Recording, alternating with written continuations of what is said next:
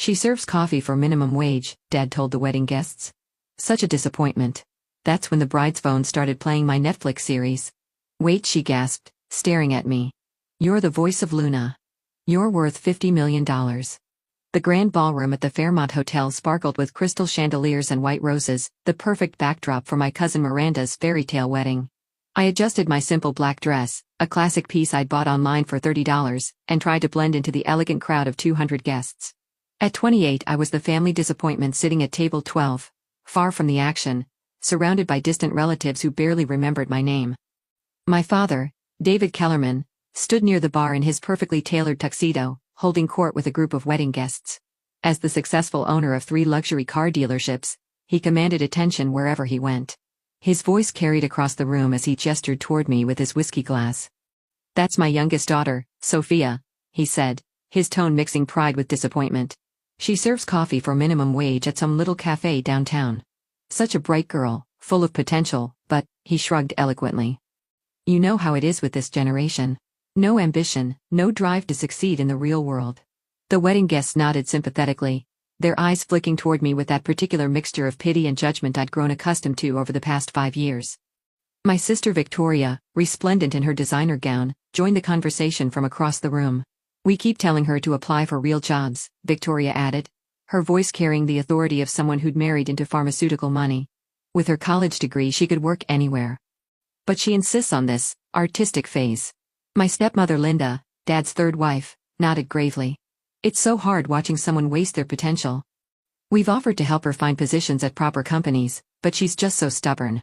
I sipped my water, couldn't afford the wine at these prices and they all knew it, and let their words wash over me. 5 years of this. 5 years of family gatherings where I was the cautionary tale, the daughter who'd chosen dreams over security, passion over practicality. They only knew. My phone buzzed quietly against my purse. A text from my agent Marcus Reynolds. Disney just confirmed the trilogy deal. $45 million for 3 films. Congratulations, superstar. I slipped the phone back into my purse and smiled slightly. Tonight was going to be interesting. The wedding ceremony had been beautiful, but dinner was where the Real family dynamics emerged. I found myself seated between Great Aunt Dorothy, who kept asking if I was still single because of my choices, and my cousin Blake, a junior investment banker who'd spent the entire salad course explaining why the entertainment industry was financially unstable. "The problem with creative fields," Blake said, cutting into his filet mignon, "is there's no guaranteed income. No security. No growth potential. That's why successful people choose traditional careers." I nodded politely, thinking about the voiceover session I'd completed yesterday for Netflix's biggest animated series. 3 hours of work that would net me more than Blake made in 6 months, but I kept that information to myself. Dad approached our table during the main course. His face flushed with whiskey and the satisfaction of being the center of attention. "How's everyone enjoying the evening?" he asked, his eyes deliberately avoiding mine. "Wonderful wedding," Great Aunt Dorothy replied, though I was just telling Sophia here that she really should consider settling down soon. Time's ticking and with her situation, she can't afford to be too picky. "Her situation," Dad repeated, settling into an empty chair. "Yes, well, we all make choices in life. Some of us choose responsibility and success, others." He gestured vaguely in my direction. "Choose to serve lattes to college students." The nearby tables had gone quiet, sensing drama. I could feel eyes turning toward us, wedding guests curious about the family tension unfolding over dessert. "David," my stepmother Linda warned softly, "perhaps this isn't the time." No, Dad waved her off. "Sophia needs to hear this. She's 28 years old, living in a studio apartment, working for minimum wage. When I was her age, I already owned my first dealership." He turned to the gathering crowd. "Do you know what she told me last month? She said she was building something big." "Building what?" "A pyramid of coffee cups." The laughter was polite but pointed. I felt heat rise in my cheeks, not from embarrassment but from the familiar frustration of being so thoroughly misunderstood by the people who should know me best. "The entertainment industry is just so unreliable," Victoria added, joining the conversation with her husband Trevor. "We've been trying to help her see reason for years. There are pharmaceutical companies that would love to have someone with her education. Real companies with real futures." Speaking of entertainment, Miranda, the bride, called out from the head table. "Has everyone seen Mystic Realms on Netflix? It's incredible." She held up her phone, scrolling through the app. "The voice acting is absolutely phenomenal. Especially Luna. She's the main character. The actress who voices her is supposed to be worth like $50 million or something crazy. The conversation paused as Miranda clicked play on her phone. The opening theme of Mystic Realms filled the immediate area, and then came the voice that had made me a millionaire dozens of times over. My voice as Luna, the fierce warrior princess who'd captured hearts worldwide. In the shadows of ancient mountains where magic flows like rivers of light. Great Aunt Dorothy frowned. That voice sounds familiar. Blake cocked his head. Yeah, weirdly familiar. Miranda kept scrolling, pulling up behind-the-scenes footage from the series. The actress is super secretive about her identity, but she's done like 15 major animated series and movies. She's basically the most successful voice actress in the world right now. As Luna's voice continued from the phone. My voice, speaking words I'd recorded in a Manhattan studio just 2 months ago. I watched my family's faces with growing amusement. Dad was still talking about my minimum wage job, completely oblivious to the irony unfolding around him. The problem with Sophia, he continued, is that she lacks focus.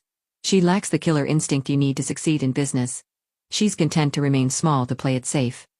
That's when Miranda's eyes went wide. She'd been staring at me while Luna spoke and something had clicked. Wait, she said slowly, her voice cutting through Dad's monologue. Wait a minute. She held up her phone, replaying Luna's dialogue, then looked directly at me. Say something, she whispered. The tables around us had gone completely silent. I glanced at Dad, who was looking confused by the sudden shift in attention. Say what? I asked in my normal speaking voice. Miranda's hand flew to her mouth. Oh my God. Oh my God. She fumbled with her phone, pulling up more clips. Say, in the shadows of ancient mountains. I looked around at the circle of faces. My family, the wedding guests, all staring at me with varying degrees of confusion and anticipation. In the shadows of ancient mountains, I repeated, and this time I let my voice carry the full power and resonance I used professionally. The silence that followed was absolute. Miranda dropped her phone. You're Luna. You're the Luna. She scrambled for her phone, pulling up article after article. Sophia, you're worth $50 million. The words hung in the air like a thunderclap. Dad's whiskey glass stopped halfway to his lips. Victoria's fork clattered against her plate. Blake's mouth opened and closed like a fish out of water. That's impossible. Dad said finally, his voice hollow. She works at a coffee shop. Part-time, I corrected quietly.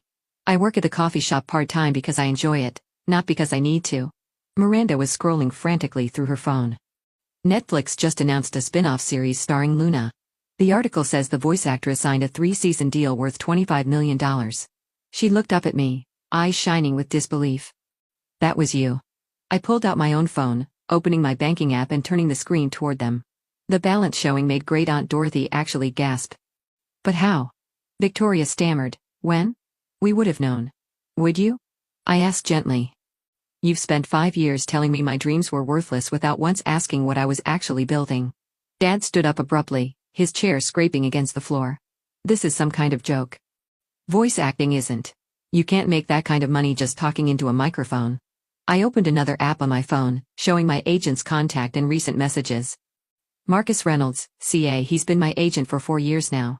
I scrolled through recent texts. Here's the confirmation for the Disney trilogy deal. $45 million for 3 films.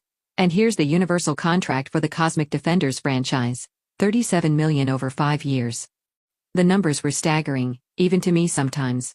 But they were real, earned through years of 16-hour recording sessions, vocal training, character development, and building relationships with directors who trusted me to bring their visions to life. This can't be real, Linda whispered, staring at my phone screen. Blake, ever the financial analyst, leaned forward. Those contracts. Are those actually real? Yes. I closed my phone and looked around the table.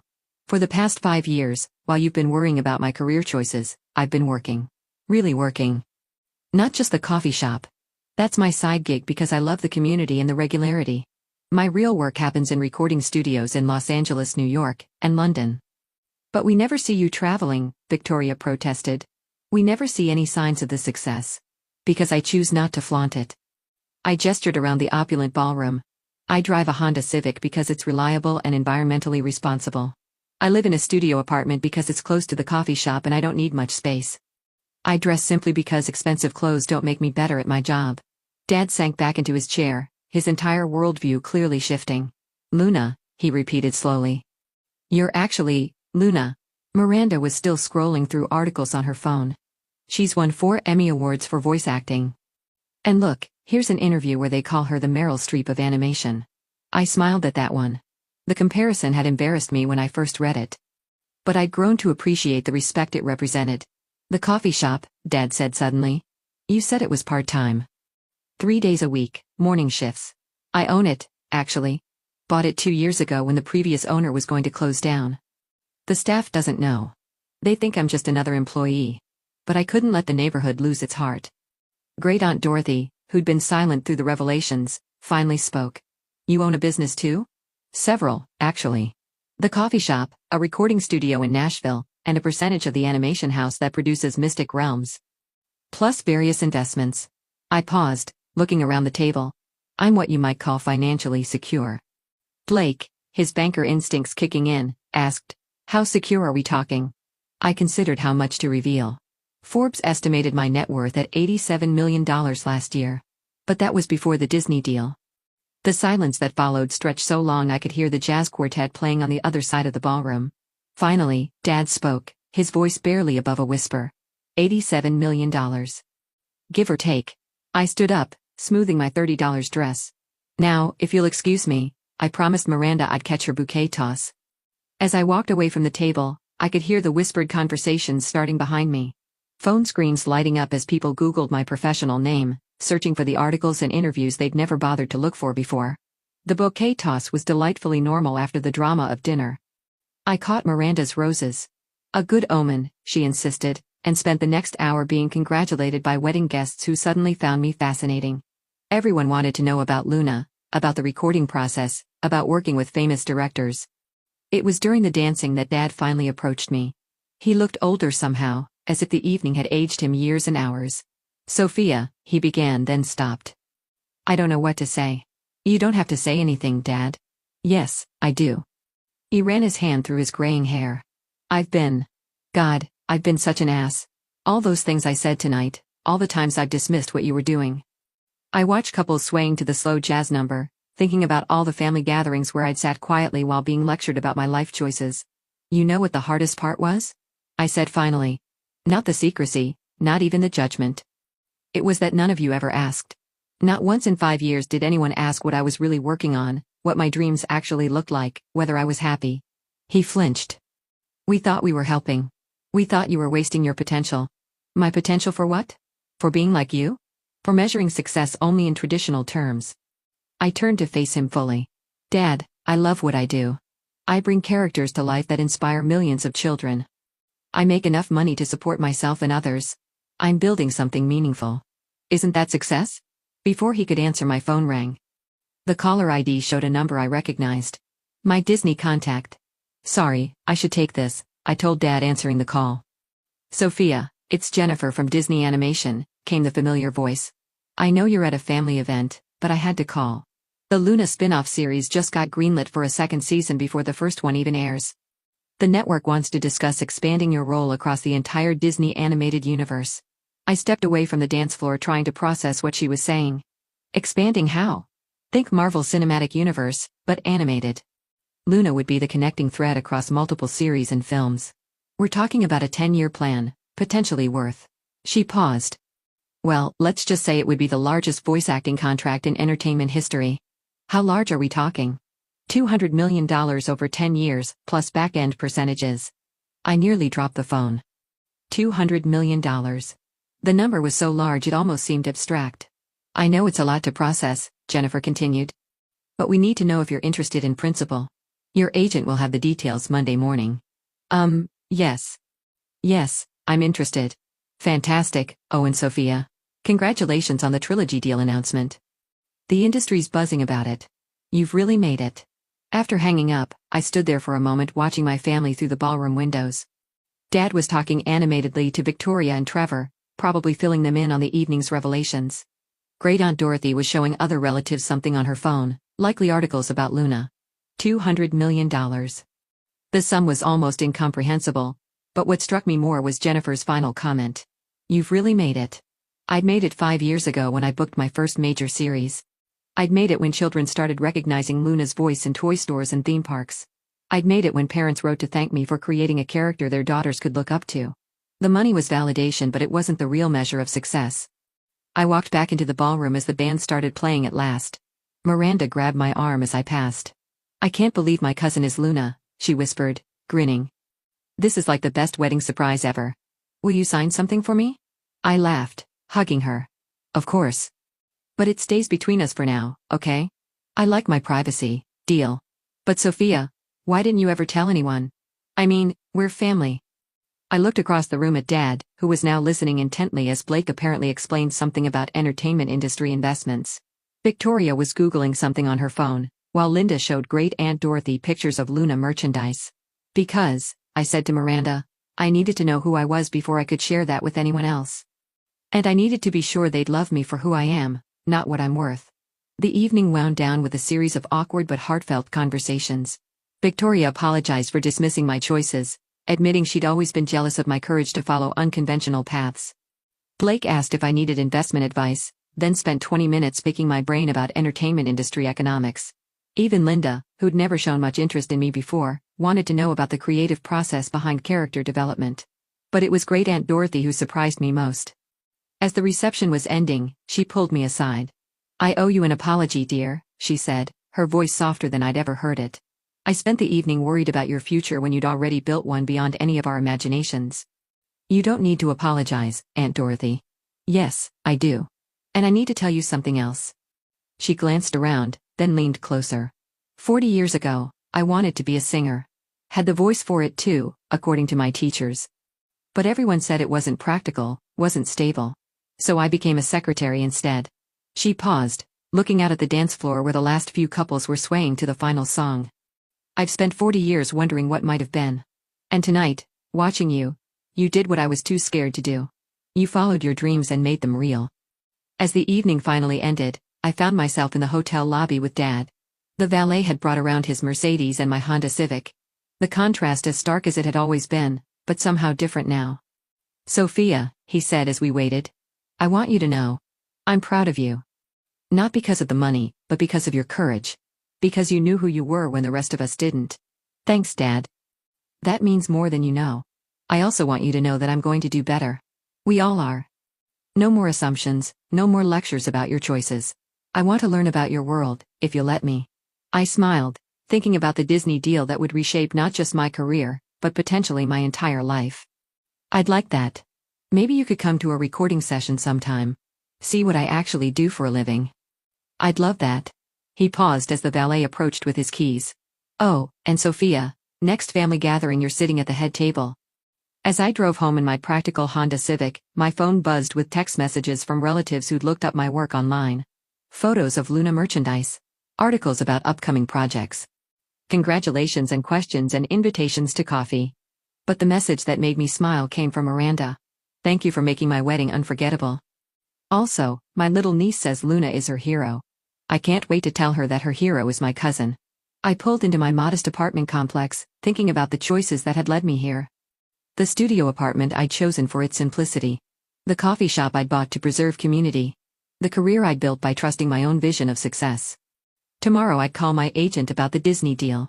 I'd probably need to hire more financial advisors, maybe consider upgrading my living situation for security reasons.